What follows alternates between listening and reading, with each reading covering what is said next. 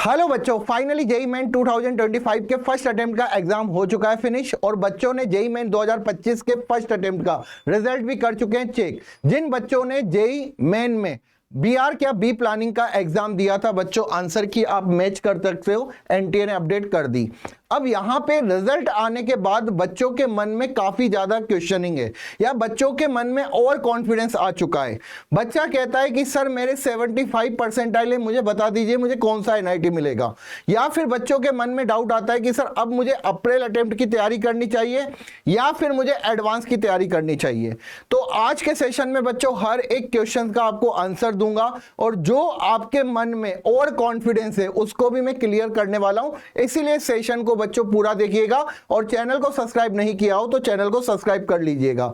सभी बच्चों ने यहां पे जेईई मेन 2025 फर्स्ट अटेम्प्ट का बच्चों रिजल्ट देख लिया था। जिन बच्चों ने रिजल्ट नहीं देखा जाके चेक करिएगा बच्चों, एप्लीकेशन नंबर और पासवर्ड की रिक्वायरमेंट होगी और सिक्योरिटी कोड, ठीक है। जैसे ही आप यहां पे करते हैं तो आपको रिजल्ट आ जाएगा जिसमें आपको परसेंटाइल का पता चलेगा। अभी बच्चों आपकी रैंक नहीं आएगी। रैंक क्यों नहीं आएगी? क्योंकि बच्चों अभी आपका सेकेंड अटेम्प्ट बाकी है। अब बच्चों का यहाँ पे क्वेश्चन है कि सर मेरे तो 80 परसेंटाइल आ रही है, क्या मेरे को एनआईटी अच्छा मिल जाएगा, कंप्यूटर साइंस मिल जाएगी? सर मेरी 60 परसेंटाइल है, क्या मुझे एनआईटी मिल जाएगी? तो यहाँ पे बच्चा समझ नहीं पा रहा कि भाई जो आपकी 12th में परसेंटेज होती है और अगर मैं यहाँ पे बात करूं परसेंटाइल की तो इसमें काफी डिफरेंस है। अगर यार बच्चों आपकी 90 परसेंटाइल आती है इसका मतलब ये नहीं है कि आपकी 90 परसेंटेज है। 90 परसेंटाइल का मतलब आप बच्चों लगभग 1,40,000 आपकी रैंक आई है, समझना। और इसके ऊपर मैंने एक सेशन बना रखा है तो आप चेक कर सकते हो कि कैसे परसेंटाइल से रैंक कैलकुलेट करते हैं। ओके बच्चों, तो यहां पे आपके मन में जो क्वेश्चन है सबसे पहले, ठीक है, कि सर फर्स्ट अटेम्प्ट का रिजल्ट आ चुका है, अब या तो हमें एनआईटी मिल जाए सर बता दो, या फिर हम सेकेंड अटेम्प्ट की तैयारी करें, या फिर सर जेईई एडवांस की प्रिपरेशंस करें, क्योंकि 18 मई को बच्चों आपका एडवांस का पेपर है। और अभी अगर मैं बात करूं सेकेंड अटेम्प्ट के बारे में तो काफी बच्चे कह रहे हैं कि सर हम फॉर्म फिल करें या नहीं करें, बता दो सर। तो आज के सेशन में बच्चों पूरी चीजें मैं क्लियर करने वाला हूं। चैनल को अगर सब्सक्राइब नहीं किया हो तो चैनल को सब्सक्राइब कर लेना, जो भी एनटीए की तरफ से अपडेट होगा वो सबसे पहले आपको इसी चैनल पे मिलेगा। तो सबसे पहले बात करते हैं कि सेकेंड अटेम्प्ट किन बच्चों के लिए जरूरी है। कि उन बच्चों के लिए तो 100% जरूरी है जिनकी बच्चों की परसेंटाइल जो मैंने बोर्ड पे लिख रखी है उससे अगर कम है तो ध्यान रखिएगा। जनरल कैटेगरी के बच्चे अगर आपकी परसेंटाइल बच्चों 95 से कम है तो आपके लिए अभी प्रायोरिटी में सेकेंड अटेम्प्ट होना चाहिए। अगर आप सोचते हो कि सर 90 परसेंटाइल 92 परसेंटाइल तो आपको खुश होने की जरूरत नहीं है, आपकी रैंक बहुत पीछे अभी, ठीक है। ईडब्ल्यूएस की बात करूं तो 94 परसेंटाइल से जिनकी कम है, एनआईटी तो छोड़ो बच्चों, आपको अभी एडवांस के लिए स्ट्रगल करना पड़ेगा कि सर एडवांस का पेपर दे पाएंगे या नहीं दे पाएंगे। इसीलिए मैंने कहा कि जिन बच्चों की जनरल में अगर 95 से कम है तो आप पहले पूरा फोकस अपना अप्रैल अटेम्प्ट में रखो, ठीक है ना, सेकेंड अटेम्प्ट में। ओबीसी की बात करें तो अगर 93 से बच्चों परसेंटाइल से कम है तो अभी आपने एनआईटी की सीट भी सिक्योर नहीं की है, इसका मतलब आपको अप्रैल अटेम्प्ट में फोकस रखना चाहिए। दूसरा बच्चों यहां पे एससी एसटी बच्चों को मैं यहां पे कहूंगा अगर 90 परसेंटाइल से कम है बच्चों तो आपको सीधा किसकी तैयारी करनी चाहिए, अप्रैल अटेम्प्ट, क्योंकि आप इसमें 2-3 परसेंटाइल बढ़ा सकते हो। और पीडब्ल्यूडी में मैं कहूंगा 60 परसेंटाइल से अगर आपकी कम है तो आप फिर क्या करेंगे, अप्रैल अटेम्प्ट। यहां पे आपको ज्यादा मेहनत नहीं करनी बच्चों, सिर्फ आपको +3 परसेंटाइल इंक्रीज करनी है। अगर किसी भी बच्चे ने +3 परसेंटाइल चाहे general category, EWS, OBC, SC ST या पीडब्ल्यूडी, तो आपका एनआईटी पक्का हो जाएगा। +3 परसेंटाइल ओनली।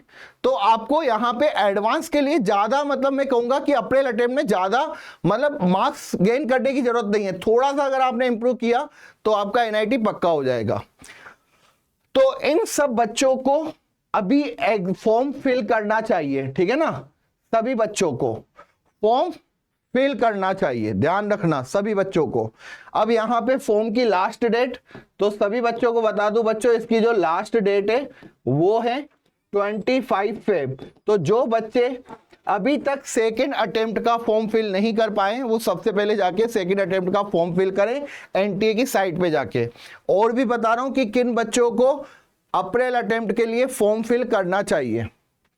अब बात करते हैं कि ऐसे कौन से बच्चे हैं जिनको सिर्फ और सिर्फ एडवांस पे फोकस करना चाहिए कि उन्होंने एनआईटी में सीट अपनी पक्की कर ली। तो यहां पे बच्चों में कहूंगा जनरल कैटेगरी में अगर आपकी 98 परसेंटाइल से ज्यादा आ रही है तो इसका मतलब आपको अब सेकेंड अटेम्प्ट में फोकस रखने की जरूरत नहीं है, सीधा एडवांस की तैयारी करो। अगर ईडब्ल्यूएस कैटेगरी में हो और आपकी 96 परसेंटाइल से ज्यादा है तो आपको सेकेंड अटेम्प्ट के बारे में सोचने की जरूरत नहीं है, आप सीधा एडवांस की प्रिपरेशंस करिए। ओबीसी अगर 95 परसेंटाइल से ज्यादा है तो एडवांस पर फोकस रखिए। एससी एसटी अगर 92 परसेंटाइल से ज्यादा है तो आपको बच्चों एडवांस पर फोकस रखना है क्योंकि आपको एनआईटी मिल जाएगा। यहाँ पे मैं यहाँ पे ये नहीं कहूंगा कि बच्चों को टॉप एनआईटी में कंप्यूटर साइंस मिलेगी, ये मैं नहीं कह रहा हूं, लेकिन हाँ एनआईटी पक्का मिल जाएगा, इसकी गारंटी मैं यहाँ पे दे रहा हूं। और पीडब्ल्यूडी में अगर आपकी 75 परसेंटाइल से ज्यादा है तो आपको एडवांस का तैयारी अब करना चाहिए सभी बच्चों को। यहां पे मैं सभी बच्चों को कहूंगा कि आपको बेटा एडवांस के लिए प्रिपरेशंस करनी चाहिए, लेकिन इन सभी बच्चों को जिनकी परसेंटाइल अच्छी आई है आप सभी को सेकंड अटेम्प्ट का फॉर्म फिल करना चाहिए। बिल्कुल आपने सही सुना बच्चों। अगर मैं यहां पे बात करूं सेकंड अटेम्प्ट की तो आपको यहां पे फॉर्म फिल करना चाहिए। आप तैयारी एडवांस की कर रहे हैं कोई बात नहीं, लेकिन एक बार आप जरूर जाके एग्जाम देके आइए, हो सकता है कि इसमें भी आप 1 परसेंटाइल इंक्रीज कर लो।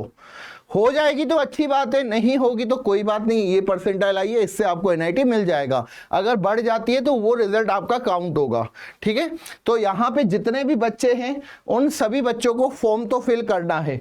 अब यार फॉर्म बेटा कहाँ पे जाके आपको फिल करना है, तो मैंने जैसा कि आपको बताया जेई मेन की साइट पे जैसे ही आप जाते हैं तो आपको यहाँ पे लिंक दे रखा है, उस लिंक पे जैसे ही आप क्लिक करेंगे तो जिन बच्चों ने फर्स्ट अटेम्प्ट का, अभी सर्वर बच्चों डाउन चल रहा है ठीक है ना एनटीए की तरफ से, इसलिए आपको दिख नहीं रहा है, तो जो बच्चे फर्स्ट अटेम्प्ट का फॉर्म फिल कर चुके हैं उनको ऑलरेडी एग्जिस्टिंग कैंडिडेट में क्लिक करना है। और जो बच्चे नए हैं जिन्होंने जेई मेन 2025 के फर्स्ट अटेम्प्ट का फॉर्म फिल नहीं किया था वो बच्चे यहां न्यू रजिस्ट्रेशन पे जाके क्लिक करें। और जिन बच्चों ने पहले ही फॉर्म फिल कर दिया था फर्स्ट अटेम्प्ट का वो बच्चे यहां पे जाके फॉर्म को फिल करें। ध्यान रखना गलती से भी ये मत करना कि सर हमें कैटेगरी चेंज करनी थी, हमें होम स्टेट चेंज करना था इसलिए हम न्यू रजिस्ट्रेशन में जा रहे हैं, ना एग्जाम दे पाओगे बच्चों ना रिजल्ट आ पाएगा, ठीक है। तो ये गलती मत करना, जिन्होंने फर्स्ट अटेम्प्ट दे चुके हैं उनको वहां जाकना भी नहीं है, यहीं पे फॉर्म को फिल करना। तो आई होप आपको ये क्लियर हो चुका होगा कि अगर आपकी 80 परसेंटाइल है, 70 परसेंटाइल है, 75 परसेंटाइल है ना 85 परसेंटाइल है तो ये कोई बड़ी परसेंटाइल नहीं है जिससे कि आपको एनआईटी मिल जाएगा। इससे ज्यादा पर भी आपको एनआईटी मिलना मुश्किल है, इसीलिए सभी बच्चों को कहूंगा अप्रैल अटेम्प्ट पर फोकस रखिए। और उसके लिए रैंक प्लस बच्चों लेके आया है जेई सिलेक्शन एक्सप्रेस सीरीज, जिसकी क्लासेस बच्चों 7 फरवरी से स्टार्ट हो चुकी है और ये सभी बच्चों के लिए फ्री है। तो चैनल को सब्सक्राइब करके रखिए और इन क्लासेस के बाद जो नोट्स और बच्चों आपको प्रैक्टिस शीट होगी वो हमारी रैंक प्लस ऐप पर आपको मिलेगी। तो अगर किसी बच्चे ने अभी तक रैंक प्लस ऐप को डाउनलोड नहीं किया तो जाके सबसे पहले रैंक प्लस ऐप को डाउनलोड कर लेना, ठीक है बच्चों। तो कैसा लगा सेशन कमेंट्स करके जरूर बताइएगा। Bye bye.